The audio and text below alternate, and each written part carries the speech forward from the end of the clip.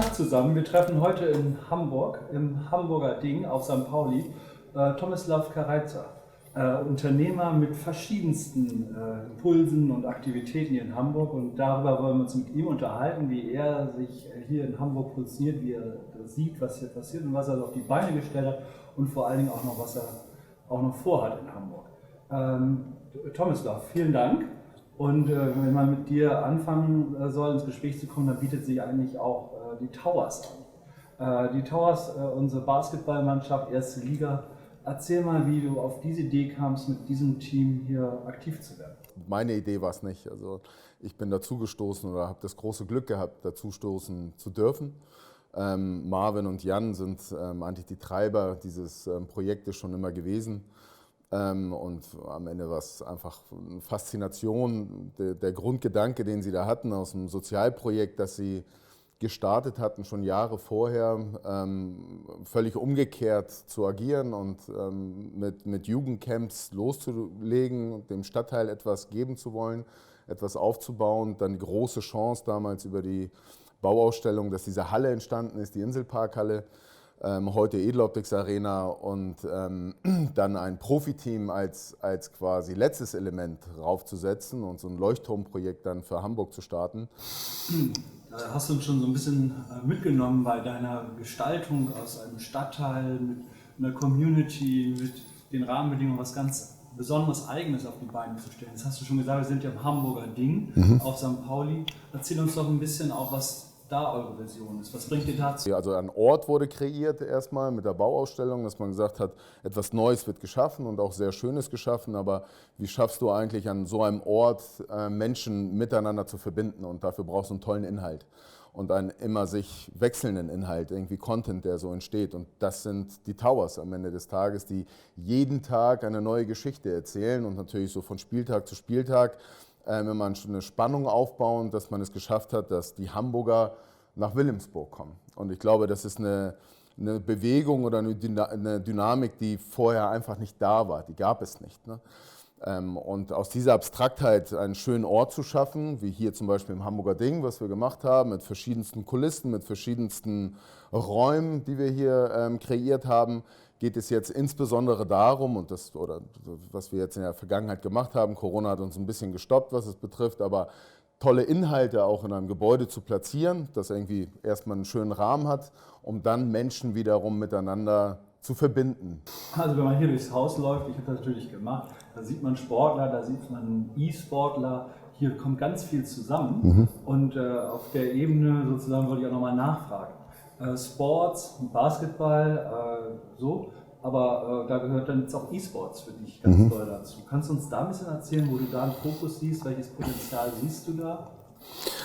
Muss ich auch wiederum sagen, dass ich den Hauptimpuls wieder aus den Towers eigentlich gezogen habe, mich mit E-Sport noch sehr viel intensiver auseinanderzusetzen, indem wir gesagt haben, schon vor 1,5 Jahren ungefähr, wir wollen ein E-Sport-Team aufbauen. Und da sind wir auch dabei, wir werden das um diese Sparte halt ergänzen.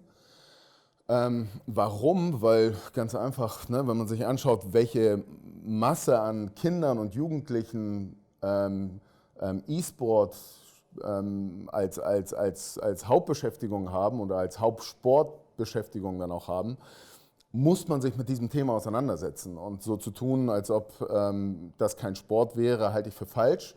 Und es halt auch nicht in ein Vereinsmuster mit einzubringen. Warum?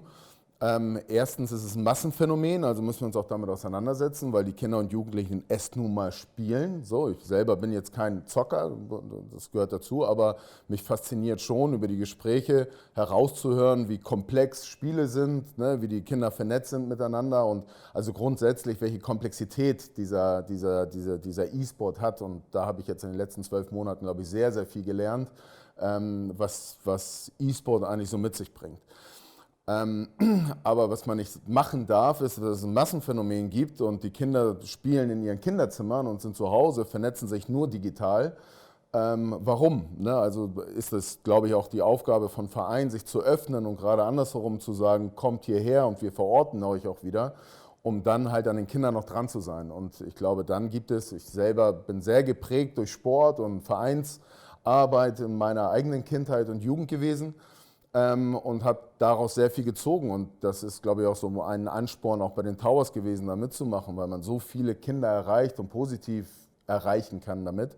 Und da müssen wir den E-Sport mit einschließen, weil dann kannst du auch einen pädagogischen Ansatz fahren, dass du sagst, okay, wir wollen an den Kindern sein, wir wollen ja auch beratend tätig sein, wir wollen auch sagen, vielleicht bringt es auch nichts, 16 Stunden am Tag zu zocken, sondern vielleicht konzentriere dich mal, genauso wie du es beim Fußball ja auch machst. Macht auch keinen Sinn, den ganzen Tag gegen die Wand zu schießen, glaube ich.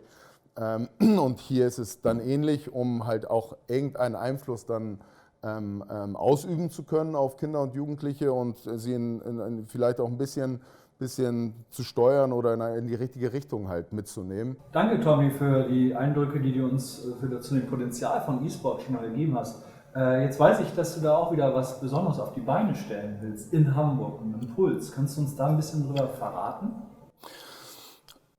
Also wir sind das Thema E-Sport sehr konsequent und vielschichtig angegangen. Wir werden jetzt in den nächsten 2 Monaten hier im Hamburger Ding E-Sport Space aufmachen. Ich glaube, das ist deutschlandweit einzigartig, was wir hier unten machen.